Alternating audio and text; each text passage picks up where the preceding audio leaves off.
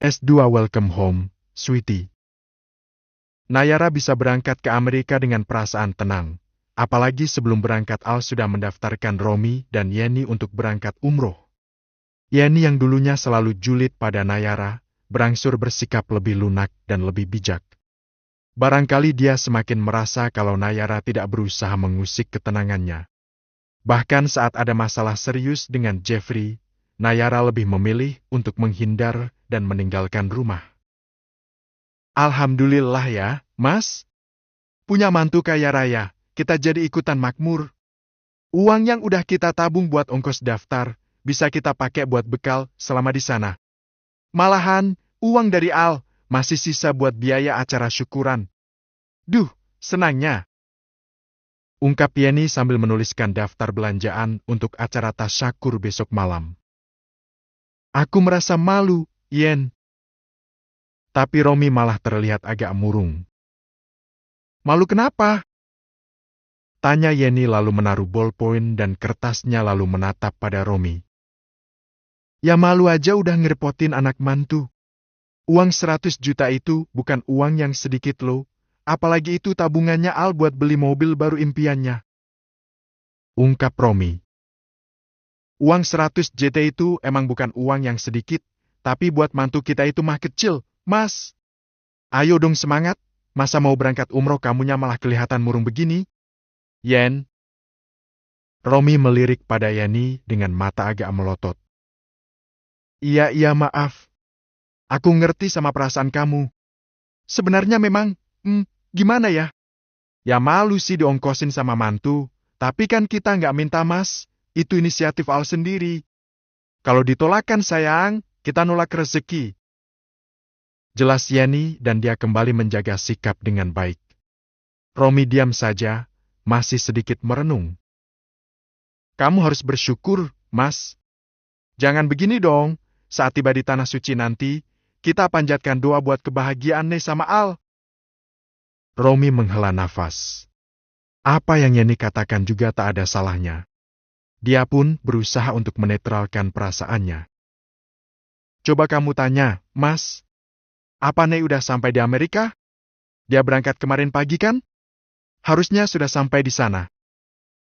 Kata Yeni. Nei bilang, dia yang akan kabari kita. Kita tunggu dia ngabarin aja. Kata Romi. Oh, ya udah. Yeni melanjutkan lagi menuliskan beberapa kebutuhan untuk acara syukuran besok. Welcome home, sweetie. Ucap Al saat ia membukakan pintu apartemennya. Mereka baru saja sampai, Nayara merasa lemas tapi berusaha kuat untuk melangkahkan kakinya setidaknya sampai ia menepi ke sofa di ruang tengah. Akhirnya sampai juga. Ucapnya lalu menepi dan duduk. Rebahan dulu sini. Kata Al yang duduk di ujung sofa lalu menyuruh Nayara untuk meletakkan kepalanya di atas paha Al agar merasa lebih nyaman. Makasih, sayang. Nayara pun menurutinya dengan senang hati. Nanti biar aku yang kabarin papa mama sama ayah kamu kalau kita udah sampai dengan selamat di sini. Kata Al sambil mengusap-usap kepala Nayara dengan lembut. Aku bahkan lupa naruh HP-ku di mana. Kata Nayara sambil memejam mata karena benar-benar lemas. Ada di tasku. Kata Al. Oh ya? Syukurlah. Aku kira hilang pas di bandara. Lemes banget ya? Tanya Al dan tangannya masih mengelus kepala Nayara dengan penuh kasih dan sayang. Iya. Padahal udah beberapa kali naik pesawat, tapi masih aja kayak begini. Mau pindah ke kamar? Di sini aja dulu. Bentar lagi. Ya udah. Al sama sekali tidak merasa kecapean. Dia malah sangat bahagia saat ini karena berhasil membujuk Nayara untuk tinggal bersamanya di Amerika. Al akui, dia seringkali tersiksa oleh rasa kangen, itu justru menurunkan semangat belajarnya. Dengan adanya Nayara di dekatnya seperti sekarang ini, Al sangat yakin kalau ia akan segera menyelesaikan tugas akhir dan mendapatkan gelar akademisnya. Teman-teman kamu suka pada mampir ke sini kan? Tanya Nayara, Suaranya memang pelan, matanya juga terpejam, tapi dia masih mengajak Al untuk mengobrol. Iya, sesekali. Aku mesti gimana kalau nanti satu waktu teman-teman kamu ada main ke sini? Ya nggak harus gimana-gimana, gabung aja ngobrol sama teman-temanku, mereka easy going kok. Malu ah. Aku diem aja di kamar kalau pas ada teman-teman kamu. Lah kenapa malu? Kamu kan tuan rumahnya. Nah, kamu kan udah jago masak kayak mama. Nanti kalau mereka datang ke sini, coba deh kamu masakin mereka makanan khas Nusantara.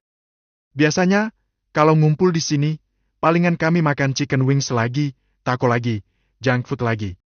Emang bakalan cocok sama lidah mereka? Misal, nanti aku buatkan bakso atau mie ayam buat mereka? Pasti cocok lah. Emang ada makanan Indo yang gak enak? Siapa tahu kamu jadi duta kuliner Nusantara di sini, sayang? Canda Al. Nayara sampai melek lagi dan tertawa mendengarnya. Bisa aja kamu. Bilang aja kamu mau dimasakin tiap waktu sama aku. Iya kan? Dimasakin, dimanjain, diklonin. Emang gak boleh? Ya bolehlah. Nayara larut dalam suasana hangat dan cair itu. Kadang, masih ada rasa tak percaya saat mendapati seorang Alfiandra yang dingin dan ketus. Kini sudah meleleh karenanya. Bahkan Al tak menutupi sikap manjanya, sangat beda jauh saat ia tampil di hadapan orang lain. Seolah Al memiliki dua kepribadian saat bersama dengan Nayara. Kamu manja banget ya? Goda Nayara pada Al. Entahlah. Setiap sama kamu, aku kayak kehilangan jati diri, bawaannya pengen manja-manjaan terus. Akui Al, jawabannya kembali membuat Nayara tertawa kecil. Bahaya banget dong aku, udah bikin seorang Alfiandra kehilangan jati diri. Tapi kamu juga memberikan banyak warna baru di dalam kehidupanku. Jadi nggak masalah dong, orang-orang bilang aku kaku kadang banyak yang nyibir kalau aku ini angkuh. Tapi kalau sama kamu, mana ada Al yang angkuh? Adanya. Al yang bucin abis. Sambar Nayara kemudian mereka tertawa bercanda bersama. Itu tahu. Ya tahulah, kan aku yang dibucinin. Iya nggak sih? Aku kepedean nggak sih? Kamu bener kok. Kak Aan? Anci, istimewa banget nggak sih dibucinin sama seorang Alfiandra? Bersyukur karena akhirnya kita dipersatukan dalam sebuah pernikahan. Untung ngajak aku nggak keduluan sama cowok lain. Kamu kan super gercep. Habis patah hati, auto ngajak aku pacaran. Nembaknya aja nggak pakai ancang-ancang, walaupun sempat ragu, tapi kamu udah menunjukkan keseriusan kamu. Gak ragu-ragu lagi kan? 99% percaya sama kamu. Tegas Nayara. Cuma 99%? Terus yang 1%-nya? Masih kayak mimpi gitu, mimpi yang emang udah terwujud. Mimpi? Gimana sih maksudnya? Nayara menghela nafas. Akan ia ungkapkan sebuah pengakuan yang ia simpan selama bertahun-tahun. Al pun menyimak. Aku jatuh cinta sama kamu, pas kamu masih pacaran sama Wim. Tapi cinta yang gak aku harapkan bisa bersambut, cinta yang aku anggap bagian dari mimpi, mimpi untuk memiliki kamu. Waktu itu, memiliki hati kamu, cuma sekedar mimpi. Jadi yang 1% itu, masih kayak mimpi aja gitu, bahwa aku udah memiliki kamu sekarang. Jelas Nayara sampai membuat Al mesam-mesem. Oh, gitu ya? Al menggoda Nayara. Tapi ingat lo ya, aku gak berusaha menggoda kamu. Walaupun aku suka kamu, tapi sumpah. Pas kamu masih sama Wim, gak pernah terlintas sedikit pun niat buat mengkhianati hubungan kalian. Gak pernah. Tegas Nayara. Iya, kamu adalah teman yang baik, aku bisa merasakannya. Wim beruntung banget punya kayak kamu. Nayara lega, akhirnya ia mengatakan hal itu dan Al juga menanggapinya dengan sangat santai. Sayang, mau pindah ke kamar? Pinta Nayara dengan manja. Siap. Tukas Al. Nayara mengangkat tubuhnya dan sebelum ia berdiri, Al mendahului menggendong Nayara menuju ke kamar mereka. S2 kedatangan Michelle. Sehat-sehat ya, nak? Di sini tuh kita cuma bertiga. Ayah, bunda sama kamu aja. Kita kuat bersama-sama, kita dukung ayah supaya nyelesain studinya dengan capaian terbaik, dengan begitu kita bisa pulang ke Jakarta dengan penuh kebanggaan. Oke? Nayara berleha-leha bersandar di sofa sambil memanjakan area perutnya dengan body cream beraroma floral. Saat Al pergi ke kampus, Nayara tak memiliki teman mengobrol kecuali si jabang bayi di dalam perut. Nayara harus memperbesar kesabarannya. Ini adalah kehamilan pertama yang harus ia jalani jauh di negeri orang dan jauh dari keluarga. Tidak banyak yang bisa Nayara lakukan di saat sendirian. Walaupun Al memberikan keleluasaan untuk Nayara pergi keluar apartemen, tapi Nayara masih belum berani keluar sendirian tanpa kawalan Al. Tak lama, Nayara mendengar suara bel berbunyi, lantas dia bergegas ke arah pintu untuk mencari tahu siapa yang bertamu. Tidak mungkin Al, karena Al memegang akses card-nya sendiri sehingga tak perlu menetis Nayara ketika ia pulang. Siapa ya? Gumam Nayara saat mengintip lewat door viewer. Ada dua gadis cantik menunggu untuk dibukakan pintu, sepertinya itu adalah Michelle dan Yuna, dua teman Al. Nayara membuka pintu dan menyapa kedua gadis Asia itu dengan senyum canggung. Hai! Sapa Michelle dan ini adalah kali pertama dia bertemu dengan sosok Nayara. Hai! Jawab Nayara masih agak kebingungan. Jangan takut. Kami adalah teman-teman Al yang diutus oleh Al datang ke sini untuk menemani kamu. Kata Michelle dan sikapnya sangat hangat. Sejujurnya Nayara tak langsung mengerti apa yang Michelle katakan. Dia harus mengolah arti dari bahasa yang tidak biasa ia gunakan sehari-hari. Yuna. Kata Yuna lalu mengajak Nayara untuk kenalan. Nayara, panggil saja Nei. Balas Nayara dan membalas jabatan tangan Yuna. Dan aku, Michelle. Michelle pun tak mau kalah. Nei. Balas Nayara pada Michelle. Kamu gak mau mempersilahkan kami untuk masuk? Kami membawakan makanan buat kita makan bersama-sama. Kata Michelle sambil menunjukkan beberapa kantong makanan. Oh ya, sorry, silakan masuk. Mau tak mau Nayara pun mempersilahkan keduanya untuk masuk. Nayara segera mengambil ponselnya, lalu mengirim pesan singkat pada Al untuk menanyakan soal kedatangan Michelle dan Yuna. Sayang, emang bener kamu nyuruh dua teman kamu buat datang ke sini? Ada Yuna sama Michelle. Aku ngerasa kikuk nih, aku harus translate dulu apa yang mereka bilang. Duh, please deh. Pesan beruntun Nayara kirimkan berharap Al langsung membacanya, dan menyempatkan diri untuk membalas walaupun kemungkinannya Al sedang ada di kelasnya saat ini. Duduk saja dulu, aku akan membawakan minuman. Jangan. Kamu juga duduk? Gak usah bawa minum, kami bawa dan ini cukup untuk kita bertiga. Duduklah. Cegah Yuna lalu dia membuka semua makanan dan minuman yang dibawanya bersama Michelle. Michelle menatap Nayara. Dia terpantau memperhatikan Nayara beberapa kali. Sepertinya Michelle membandingkan dirinya dengan Nayara. Sebelum bertemu langsung dengan sosok Nayara, gadis 20 tahunan itu merasa percaya diri dengan dirinya. Tapi sekarang dia mengerti kenapa Al ingin cepat-cepat menikahi Nayara. Aku akui dia memang cantik. Damn shit. Rutuknya di dalam hati. Wajahnya ia paksakan untuk tetap tersenyum. Sementara hatinya menahan rasa cemburu dan rasa insecure yang menggebu-gebu. Santai saja, Nei. Jangan merasa canggung. Kami ini teman dekat Al. Selain kami, Al juga punya teman-teman cowok yang menyenangkan. Dijamin kamu akan merasa seperti ada di rumah saat kami kumpul bersama. Kata Yuna. Nayara tersenyum canggung dan perlahan-lahan mencoba membuat dirinya merasa nyaman. Al takut kamu bosan dan kesepian, kelas kami sudah selesai oleh sebab itu, kami datang ke sini untuk menemani kamu sampai Al pulang dari kampus. Kata Yuna lagi. Perlahan namun pasti, membuat Nayara berangsur merasa nyaman. Iya sih, seharusnya aku gak merasa skeptis pada mereka. Kayaknya emang bener kalau mereka datang buat nemenin aku.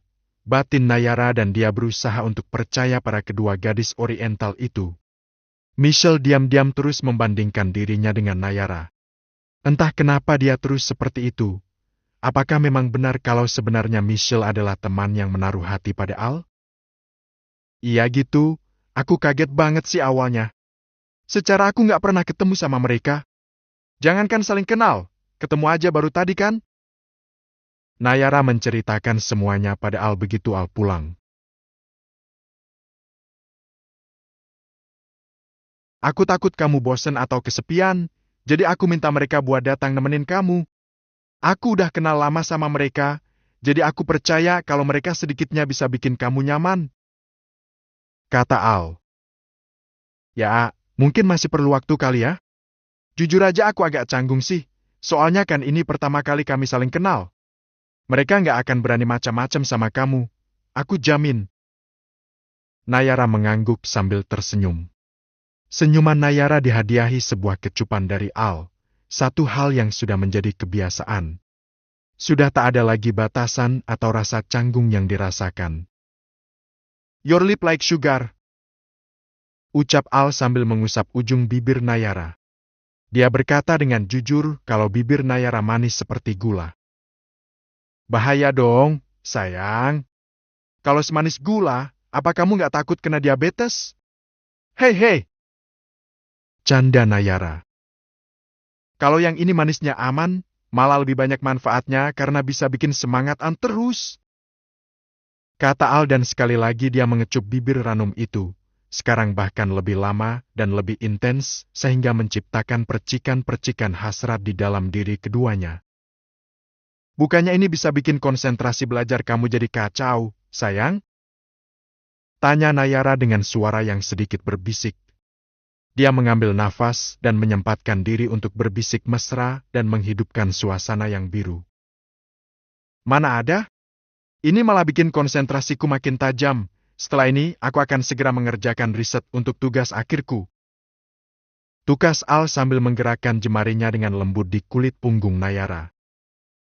Bener ya, habis ini segera urus tugas kamu. Kata Nayara sambil menatap Al dengan serius seperti seorang guru yang sedang mengawasi muridnya. Ya, janji.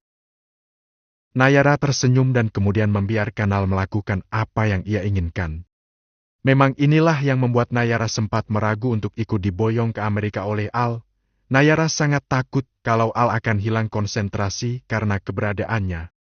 Bukannya Nayara kepedean, tapi Al memang menjadi lebih manja setiap ada kesempatan sementara tugas menumpuk telah menunggu untuk segera diselesaikan. Tapi walaupun begitu, Nayara tak memiliki alasan lagi untuk menolak. Terlebih Al adalah suaminya, keinginan Al adalah hal yang harus dituruti dan kalau ditolak, itu bisa saja menjadi dosa yang akan membebaninya. S2 wajah baru. Ya, saya sedang di Astro Tower. Setelah pertemuan saya dengan Pak Burhan selesai, saya akan meluangkan waktu untuk bertemu dengan Anda. Brooke. Julian berpapasan dengan seseorang dan juga tak sengaja saling bertabrakan antara lengan kanannya dengan lengan kiri orang teledor itu sehingga menyebabkan ponsel Julian jatuh begitu saja. Entah siapa yang salah. Ada apa dengan kamu, Mbak? Jalanan lebar begini kenapa kamu seperti sengaja menyerempet bos saya? Protes asisten Julian yang segera menegur orang itu sambil memungut ponsel milik Julian yang masih bisa diselamatkan. Sorry. Ucap orang yang memakai masker itu dan kacamata hitam itu. Julian kesal. Perbincangannya dengan partner bisnisnya pun jadi terputus gara-gara keteledoran orang itu. Memangnya cukup dengan kata sorry saja ya? Kamu sampai membuat ponsel bos saya terjatuh. Kau tegur asisten Julian lagi. Sudah, biarkan saja. Kata Julian dan memberi isyarat pada asistennya agar segera melanjutkan langkah menuju ke lantai utama tempat pertemuannya dengan relasi bisnis. Sepertinya Julian tak ingin cari gara-gara atau memperkeruh keadaan. Julian lebih memilih untuk mengabaikan perempuan ceroboh itu. Maafkan aku ya, Om. Sejenak Julian menghentikan langkah. Siapa orang itu sehingga menyapa Julian dengan sebutan Om? Sekilas Julian melirik lagi pada perempuan itu dan tak lama masker serta kacamata hitam yang menutupi seluruh wajahnya dilepaskan. Siapa? Julian tidak mengenali wanita cantik itu, tapi dia malah tersenyum akrab pada Julian, seakan mengenal Julian sudah lama. Yang membuat Julian terdiam untuk beberapa detik lamanya adalah, wanita itu sekilas mirip dengan Rinjani, tapi hanya sedikit mirip saja. Kaget ya, Om? Kenapa Om Julian bengong begitu? Kira-kira Om masih ngenalin aku nggak? Tanya wanita itu semakin mengakrabkan diri dengan Julian. Asisten Julian jadi ikut keheranan karena ternyata wanita teledor itu mengenal sosok Julian dengan baik. Maaf, saya nggak ingat. Jawab Julian dengan sikap yang dingin walaupun Julian merasa mengenal suaranya, seperti suara. Ruby? Aku Ruby Om, nggak nyangka ya? Ruby? Benarkah? Hidung dan bibirnya serta bentuk dagunya sudah berubah. Memang itu Ruby, tapi hasil operasi di Korea telah mengubah 80% fitur wajahnya. Beneran kaget ya, Om? Tanya Ruby lagi dan terus mencoba mengesankan Julian. Lumayan kaget. Kamu banyak berubah, sampai saya nggak bisa ngenalin kamu lagi. Kata Julian tapi tetap dengan sikap yang hambar. Sekarang nggak usah kaget lagi. Kalau nanti ketemu di lain kesempatan, jangan sampai Om ngira aku orang iseng ya. Aku ini Ruby, keponakan Om Julian. Jujur saja Julian merasa tidak nyaman. Julian merasa dia harus segera menceritakan tentang pertemuannya ini dengan Ruby kepada Rinjani. Sekali lagi Julian memberi kode pada asistennya untuk segera melanjutkan langkah. Permisi ya, saya masih ada urusan. Kata Julian dan bersiap untuk beranjak. Silakan, Om. Julian pergi dan Ruby terus memperhatikannya sambil tersenyum yakin. Ruby ingat bagaimana kagetnya Julian saat melihat wajah barunya untuk pertama kalinya tadi. Aku mirip Tante Rin sekarang, bahkan aku lebih unggul karena kulit wajahku jauh lebih kenceng dari Tante Rin. Gumam Ruby dengan rasa percaya diri tinggi. Entah apa yang Ruby lakukan di tempat itu, lantas ia pergi ke area toilet yang ada di lobi gedung. Dia bercermin dan merasa sukses. Selama 2 bulan menghilang dari peredaran dan menjalani beberapa prosedur operasi, dia puas dengan hasilnya. Dia merasa berhasil mengesankan Julian di pertemuan pertamanya dengan penampilan barunya ini. Gak nyesel aku ngeluarin uang banyak-banyak, ini melebihi ekspektasiku. Bahkan Om Julian sampai kaget banget lihat penampilan baruku ini. Sekarang aku lebih dekat dengan tujuanku. Tante Rin akan menyesal dan nuduh aku yang enggak, dan sekarang aku akan mewujudkan tuduhannya itu. Pikir Ruby. Jiwanya menjadi lebih liar dari sebelum-sebelumnya. Serius, Mas? Ruby? Ganti wajah? Operasi maksudnya? Tentu saja Rinjani pun kaget mendengar penuturan Julian. Setelah semua urusannya selesai, Julian segera pulang dan menceritakan pertemuannya dengan Ruby di Astro Tower tadi siang. Astro Tower adalah 2 menara kembar yang merupakan pusat bisnis milik salah satu relasi bisnis Julian.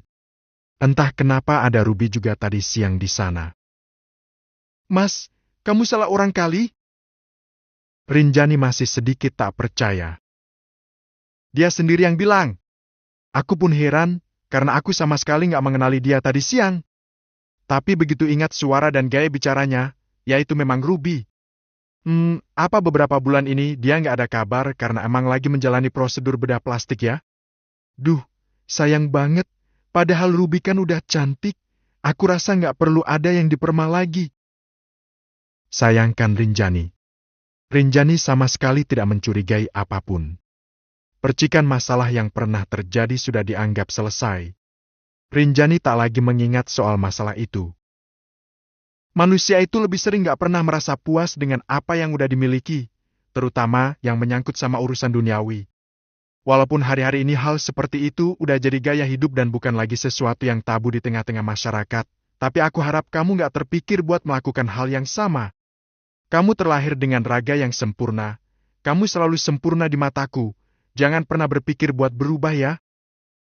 Kata Julian panjang lebar sambil menyayang Rinjani dengan mengusap-usap pipi Rinjani yang mulus dan terpantau masih kencang itu. Ya enggak dong, Mas. Ya aku enggak munafik. Kadang aku mendambakan awet muda seumur hidup. Tapi ya enggak bisa gitu. Tergoda juga buat nyobain itu. Semuanya akan berubah, pasti. Tapi aku cuma berupaya buat tetap menjaga.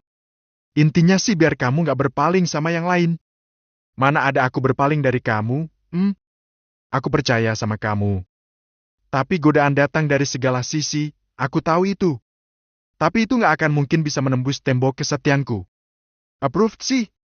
Kesetiaan kamu benar-benar approved, Mas. Tetaplah seperti ini ya.